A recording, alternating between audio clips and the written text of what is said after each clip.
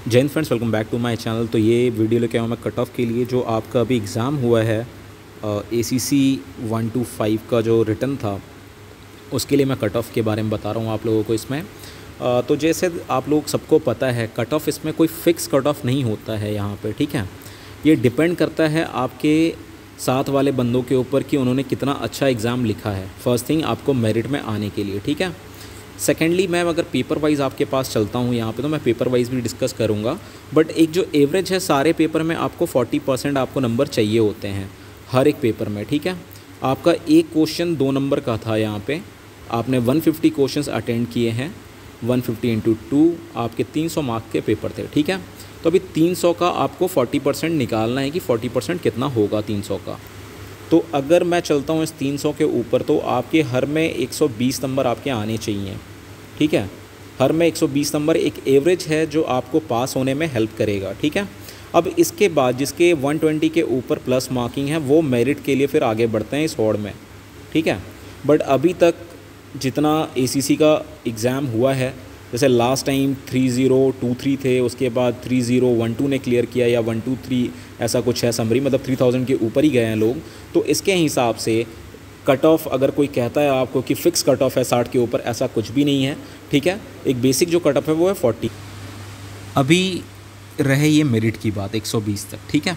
अब जो 120 के प्लस जाओगे वो आपको मेरिट में ले जाने के लिए सपोर्ट करता है। और इस बार के पेपर अच्छे स्टैंडर्ड के पेपर थे, तो मैं आपको पेपर वाइज बताता हूँ। जो पेपर 1 है उसमें कितने तक आप मार्क्स लेके आओगे तो आप कितने कितने मेरिट तक पहुँच सकते हो, ठीक है। तो अगर आप फर्स्ट पेपर में आपके जो आपके 90 थे, 90 में से आपने करीबन 80 प्लस अगर आप गए हो, ठीक है, 60 में से आप करीबन 30 प्लस गए हो, तो एक मैं बेसिक एवरेज जोड़ के बता रहा हूँ आपको। हो सकता है इसमें कुछ अप्स एंड डाउन्स भी हो जाएं आपके। तो आपके कितने क्वेश्चन हो गए यहाँ पे? 110। यहाँ पे आपने 110 सही किया, मतलब 220, ठीक है। देखो फर्स्ट पेपर सबसे ज़्यादा स्कोरिंग होता है, इसलिए मैं हर बार कहता हूँ कि फ़र्स्ट पेपर पर सबसे ज़्यादा फोकस करो आप, ठीक है, कि सबसे ज़्यादा स्कोरिंग है। मेरिट में आपको काफ़ी सपोर्ट करता है फर्स्ट पेपर, ठीक है। तो अगर आप 180 से लेके 200 के बीच में हो, ठीक है, यहाँ पे इस पेपर में, ओके, आगे पेपर बताऊँगा मैं, उनको ध्यान से सुनना, ठीक है।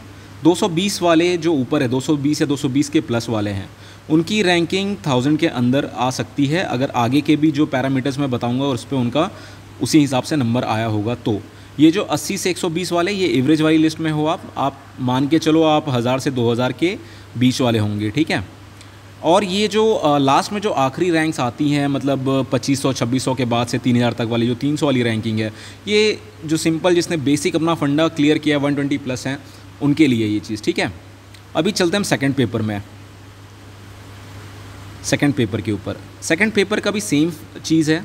सेकेंड पेपर में जो बंदों का एवरेज होता है वो 70 से 90 का बीच का एवरेज होता है, ठीक है। तो ये जो 70 और 90 वाले बंदे हैं, ये आप 1000 से 2000 के बीच में एवरेज में रहेंगे, ठीक है, 1000 से 2000 के बीच में। और जिनका इसमें पेपर के दौरान, इस पेपर में जिन्होंने 100 प्लस किया है, 100 प्लस क्वेश्चन जिनके राइट हैं, वो 100 प्लस वाले आप 1000 के अंडर वाले होंगे, ठीक है। अब इसमें और जितना आपका प्लस होते जाए, +30 +40 जितना भी करेंगे आप, वो आपको मेरिट और क्लोज होने के लिए सपोर्ट करती है, ठीक है। बट अभी तक किसी ने ये डिस्क्लोज़ नहीं किया है कि जो रैंक 1 आती है, उस रैंक 1 के लिए कितने नंबर चाहिए होते हैं, क्योंकि ये मेरिट बेस्ड है। ये कभी ऐसा कोई सर्टेन फिक्स नहीं होता है, ठीक है। बट इसके लिए भी एक सीधा फंडा है, उसमें कम से कम आपके हर पेपर में 130 प्लस अगर जाते हैं तो आप 100 के अंदर आने वाले कैंडिडेट्स के अंदर होते हो, ठीक है।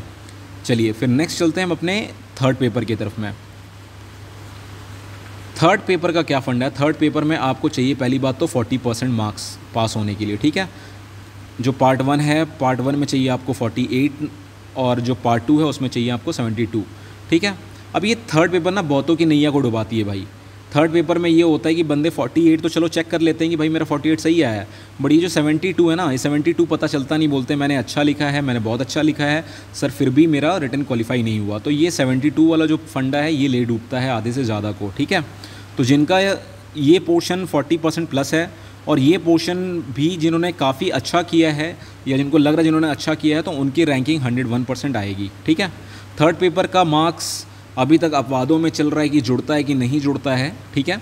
बहुत सारे चैनल अपना अपना रिव्यू एंड व्यूज़ देते रहते हैं, तो अगर किसी ने पढ़ा है कि थर्ड पेपर का मार्क्स नहीं जुड़ता है तो वो प्लीज़ मेरे को एक बार, अगर डॉक्यूमेंट्स है तो डॉक्यूमेंट सेंड कर सकते हैं, बट जितना मेरे को पता है अभी तक के हिसाब से थर्ड पेपर के भी मार्क्स आपके जुड़ते हैं नहीं। तो ये इंग्लिश का टेस्ट ये इन्होंने क्यों करवाना था फिर आपका, क्यों फिर एग्रीगेट बस नॉर्मल रखना था, ठीक है।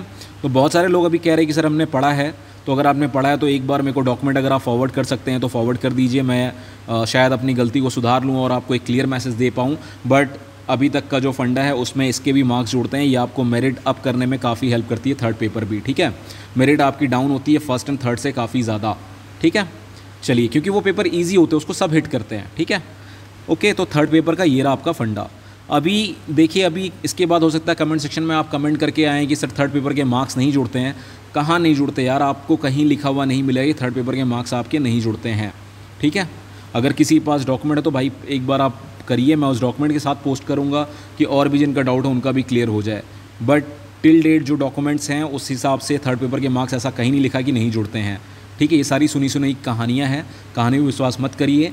और एक बात और भी है, आप देखिए ऑफिसर बनने जा रहे हैं, पॉजिटिव सोचिए। पहली चीज़ ये है पॉजिटिविटी की कि अगर वो मार्क्स नहीं भी जुड़ते, अगर आप अच्छा स्कोर करते तो क्या ही फ़र्क पड़ता है आप पे, ठीक है। जुड़ जाएंगे तो आपका प्लस पॉइंट है, नहीं जुड़ेंगे तो आपका नेगेटिव पॉइंट है, ठीक है। सो दिक्कत क्या है आपके अंदर है तो देखो, कोई भी ऐसा कैंडिडेट मैं नहीं जानता हूँ जिसे कि जो 48 ही लाना चाहेगा। सब चाहते हैं कि अच्छा लेके आएँ, ठीक है। तो इससे कोई फ़र्क नहीं पड़ता, इसके ऊपर फिर उतना ध्यान मत दीजिए आप लोग। थर्ड पेपर के ऊपर अगर पास हो तो बस ओके है, ठीक है। वो आपको सपोर्ट करेगी आपको पास होने के लिए, ठीक है। बट मेरिट का फ़र्क इससे पड़ता है। और चलते हैं फोर्थ पेपर के ऊपर हम। फोर्थ पेपर का क्या सीन है, क्या फंडा है फोर्थ पेपर का। फोर्थ पेपर में भी देखिए, अगर आप एक बेसिक एवरेज फोर्थ पेपर का भी 70 से 80 होता है, तो मैं 70 से 80 वालों के लिए ऑलरेडी एवरेज बता चुका हूँ कि 1000 से 2000 वाले एवरेज के बीच के होते हैं वो 70 से 80 वाले। और जो जस्ट इसमें पास वाले होंगे, मतलब आपके एकदम मिनिमम क्वालिफिकेशन वाला जिन्होंने 60 किया होगा, वो आप मान के चलिए आप 2500 वाली रैंकिंग की कतार में भी दौड़ रहे हैं, ठीक है। बट पास आप हो जाएंगे, आपका नाम आएगा पक्का मेरिट में, ठीक है। अब इसमें कुछ का सवाल था कि सर अगर मेरे 58 है तो क्या मैं पास होऊंगा। देखिए सीधा सीधा फंडा है, 40% है, ठीक है। यहाँ पे ना कोई ग्रेस चलती ना कोई कुछ चीज़ चलती, तो आप होप करिए क्या पता वो कुछ नया इम्प्लीमेंटेशन ले आए, वहाँ पे ग्रेस का कुछ सिस्टम डाले जिससे कि आपका ओवरऑल में आप निकल सके। बट यहाँ पे हर एक इंडिविजुअल पेपर में पास होना ज़रूरी होता है, ठीक है। तो ये 58% जिन्होंने 58 क्वेश्चंस राइट किए हैं, मतलब 39% वाले, वो थोड़ा सा उनके लिए डाउटफुल केस है, ठीक है। सो आप होप करिए कि रिज़ल्ट में आपका नाम आए, मेरिट में आपका भी नाम दिखे। हम भी होप करते हैं कि कुछ ऐसा ACC विंग कुछ इंप्लीमेंट करे अब की बार कि आप लोगों को कोई नेगेटिव चीज़ ना मिले, पॉजिटिव मिले, आप लोग आगे से अच्छे और आगे बढ़ें, ठीक है। अभी इस पेपर में जिसने 100 प्लस गए हैं जो, वो 100 प्लस वाले भाई आप 1000 के अंडर आओगे, 1000, ठीक है। अब इसमें और डिपेंड करता है कि साथ वालों का एग्ज़ाम कैसा था, उसके ऊपर भी चीज़ें डिपेंड करती हैं, ठीक है। तो ये एक ओवरऑल कट ऑफ का रिव्यू है। सो अगर आपको ये वीडियो अच्छा लगा हो तो प्लीज़ लाइक करिए, शेयर करिए, सब्सक्राइब करिए। So once again if you like my video please like, subscribe my channel and thanks for watching my video. Jai Hind.